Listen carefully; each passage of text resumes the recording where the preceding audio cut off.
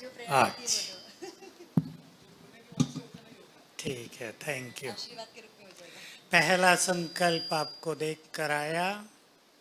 आप सभी अपने जीवन को ऐसा लाइट हाउस बनाएं कि आपके प्रकाश से अनेक युवकों के मन का अंधकार दूर हो जाए। बोलो, स्वीकार है? लाइट हाउस बनना ही होगा। क्यों बनना होगा? मैं पहले थोड़ी सी निगेटिव बात कर लूं। सभी तो पॉजिटिव ही करते हैं। वैसे पॉजिटिव शब्द बदनाम बहुत हुआ है कोरोना में। पहले कहते थे समीप रहो, अब कहते हैं दूर रहो। कैसा वंडरफुल खेल चला ना। निगेटिव में भी पॉजिटिव बातें हैं। मुझे जो कुछ कहना है, क्योंकि समाधानकारी एक कर्म हम लोगों ने दिया है, तो बहुत सारे यूथ्स की समस्याएं सामने आती हैं।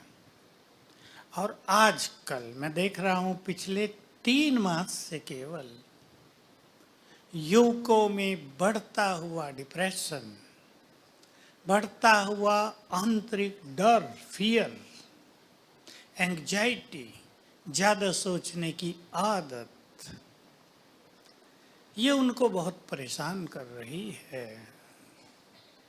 आप सभी स्वयं तो इससे मुक्त रहेंगे ही, लेकिन युवक, जैसे भाई साहब कह रहे थे, वही तो देश की शक्ति है।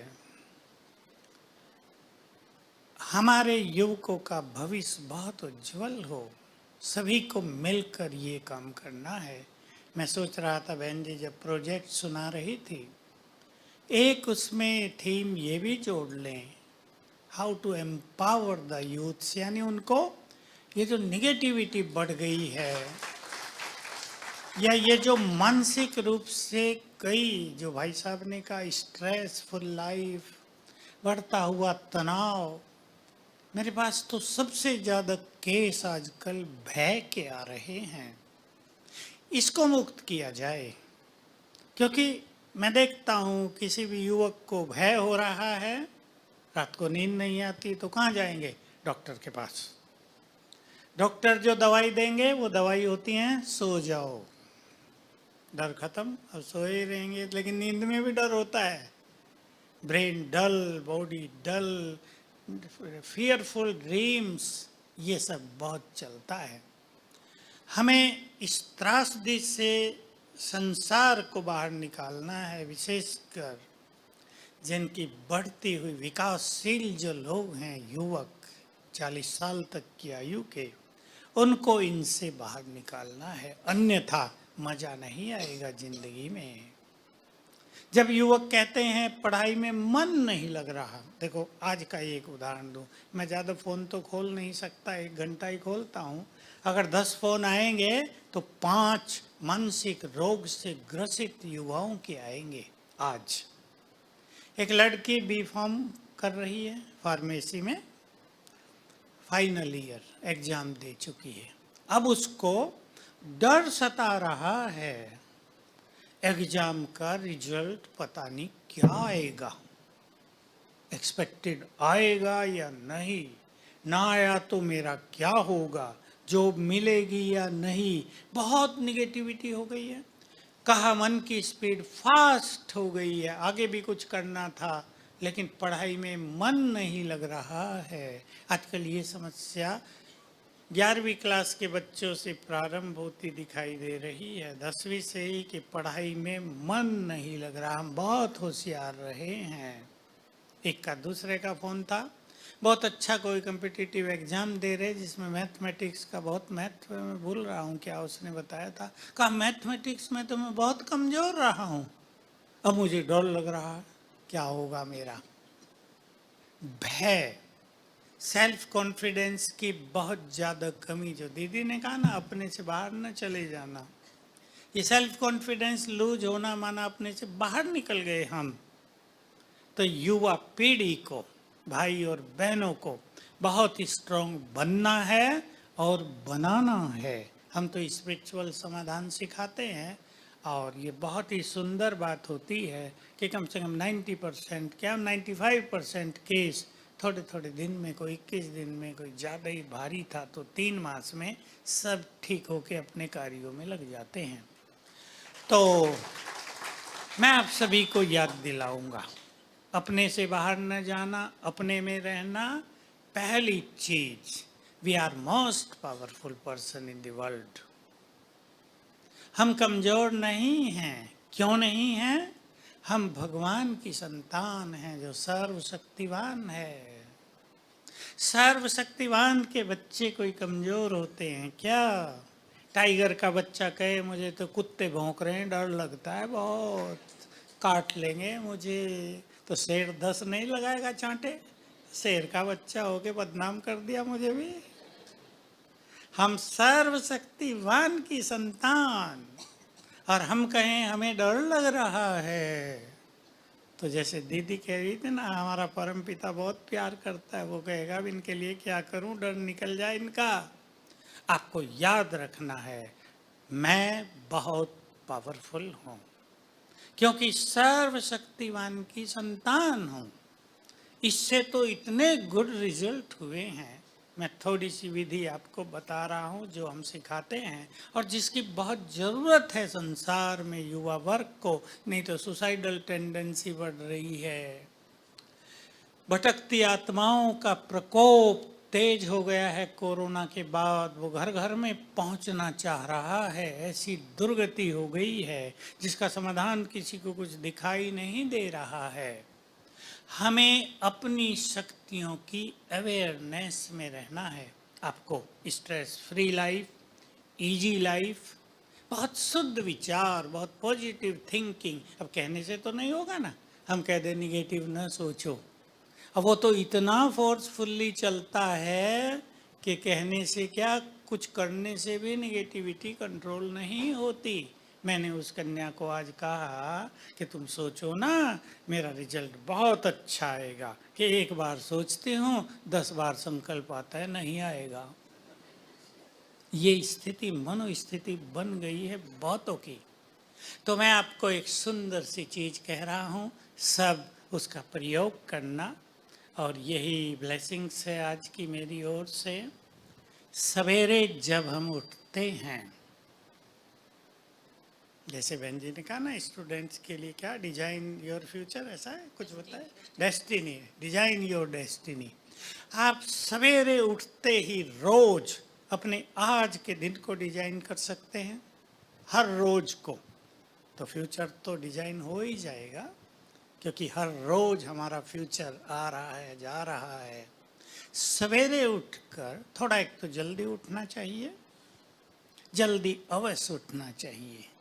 जिन्होंने ईश्वरीय ज्ञान लिया वो तो 4 बजे या इससे पहले उठते ही हैं, लेकिन जो भी ले रहे हैं उन्हें 6 से पहले अवश्य उठ जाना चाहिए।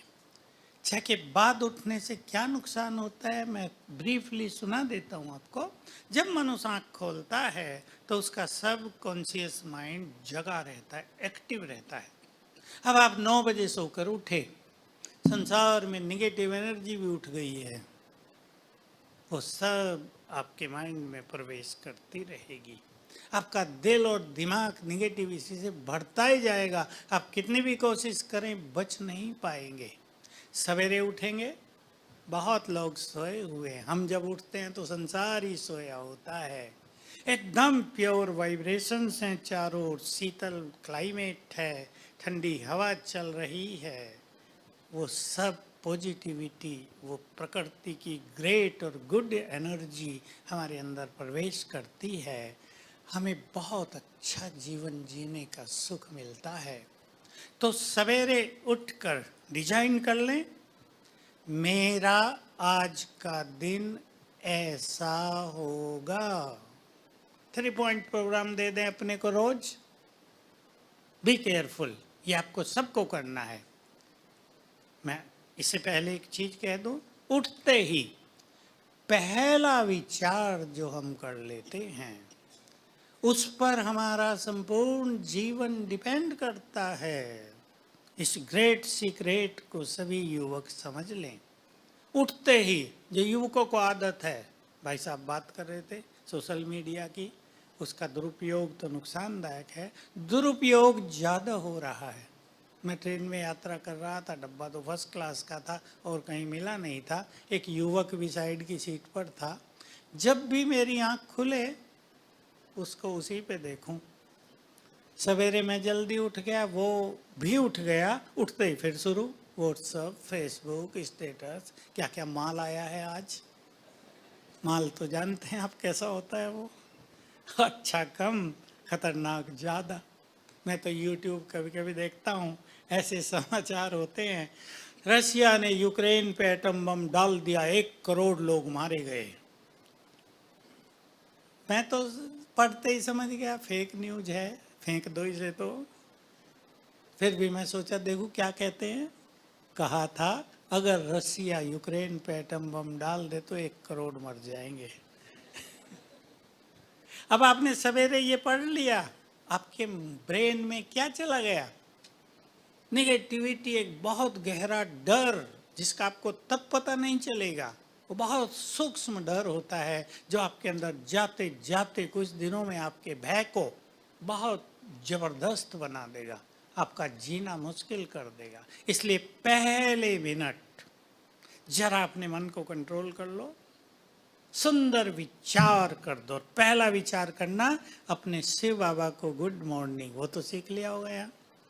मिल जाओ उससे, जुड़ जाओ कुछ क्षणों के लिए, वो मेरा परमपिता है। मैं इसमें बहुत अच्छी फीलिंग करता हूँ और कराना चाहता हूँ।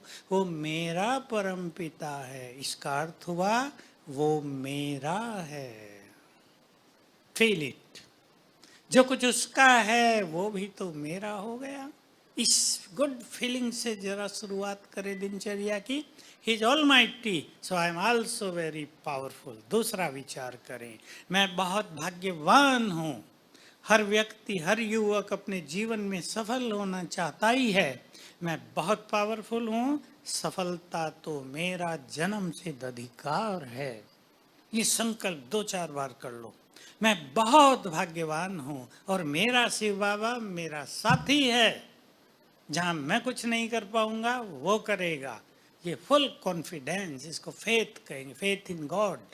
इसको जरा डेवलप कर लो। सवेरे सुंदर विचार करो, मेरा आज का दिन खुशियों में बीतेगा, मेरा आज का दिन पॉजिटिविटी में बीतेगा, आज मैं सभी से अच्छाई ग्रहण करूंगा, आज मुझे जीवन का बहुत ज्यादा सुख मिलेगा। क्लियर है ना? आप खुद सोच सकते हैं। सवेरे उठकर 2-3 बार कर लेंगे जो विचार करने हैं। मैं कुछ दिनों से एक बहुत अच्छा एक्सपेरिमेंट कर रहा हूँ, पहले मैं अपने पे करता हूँ। सभी को एक चीज़ मालूम हो, पहले मैं कुछ चीज़ आप ही बता दिया करता था ब्रेन की, और मैं सोचता था मुझे ब्रेन की नॉलेज तो है नहीं, मैं तो मेडिकल पढ़ा लिखा नहीं हूँ, मैं बता तो देता हूँ इट्स ट्रू और नॉट। लेकिन अभी मुझे एक न्यूरो फिजिशियन मिल गया, ब्रह्मा कुमार, जो बड़ा एक्टिव डॉक्टर है, मैं उससे बात कर लेता हूँ। मैंने उससे कुछ दिन पहले एक चीज़ पूछी कि भाई मैं क्लास में कह देता हूँ कि जो मनोवैज्ञानिक माइंड के अनकॉन्शियस माइंड की बात करते हैं, माइंड अलग है, ब्रेन अलग है, दोनों एक नहीं है। ये ब्रेन है और माइंड मन है, वो आत्मा की शक्ति है, बुद्धि भी आत्मा की शक्ति है। तो मैंने उसे कहा कि मैं ऐसा कह देता हूँ क्लासेज में कि अनकॉन्शियस माइंड ब्रेन का एक बहुत बड़ा हिस्सा भी है, उसमें हमारी सतयुग से लेकर और कलयुग एंड तक की मेमोरीज भरी हुई है। मैं कहा ये सत्य है क्या? मैं तो 20 साल से कह रहा हूँ। तो उसने कहा, मुझे बड़ी खुशी हुई यार, 4 साल पहले ही बहुत सारे मेडिकल साइंटिस्ट ने और साइकोलॉजिस्ट ने मिलकर यही बात रिसर्च कर ली है। अनकॉन्शियस माइंड, अनकॉन्शियस माइंड का अर्थ है जो कॉन्शियस नहीं है,